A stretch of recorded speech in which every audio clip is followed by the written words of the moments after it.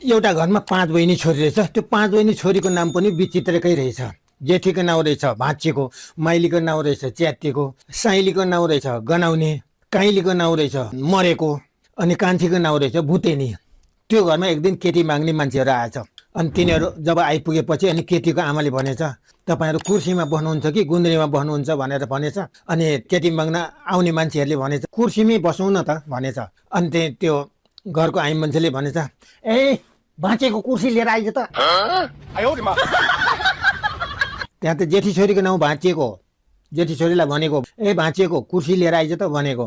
अनि त्यो केटी माग्न आउने मान्छे लु पर्दैन हजुर, भाँचिएको कुर्सी पर्दैन हजुर, हामी गुन्द्रीमै बस्छौँ भनेछ। अनि त्यो केटीको आमाले भन्छ ए च्यातेको गुन्द्री लिएर आइज त।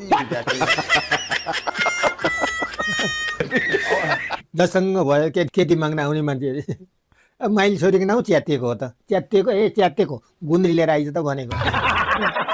अनि त्यसपछि लु अनि त्यो केटी माग्ने मान्छेहरू लु पर्दैन हजुर पर्दैन, हामी भुइँमै बस्छौँ भनेर उनीहरू भुइँमै बसेर आँटीमा बसेछ। अनि केटीको आमाले भन्छ तपाईँलाई चिया ल्याउँ कि दुध ल्याउँ भनेछ। अनि चिया नै खाउन त भनेछ केटी माग्न आउने मान्छेहरूले। अनि त्यो केटीको आमाले भन्छ ए गनाउने चिया लिएर आइज त।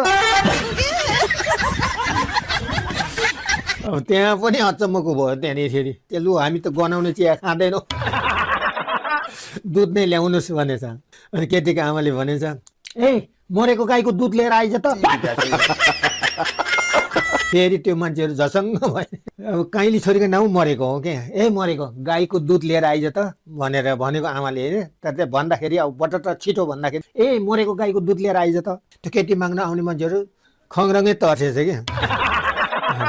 त्यहाँ त उनीहरू त त्यो केटीको आमाको कुरा सुनेर दिमागै खलबलिन थालेछ। अनि त्यसपछि अनि ल हामीलाई पर्दैन दुध पनि पर्दैन हामीलाई भइहाल्यो, यति भए भयो भनेछ।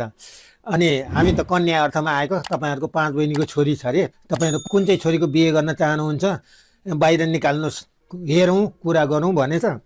अनि केटीको आमाले भनेछ ए मरेको भुतेनीलाई लिएर आइज त।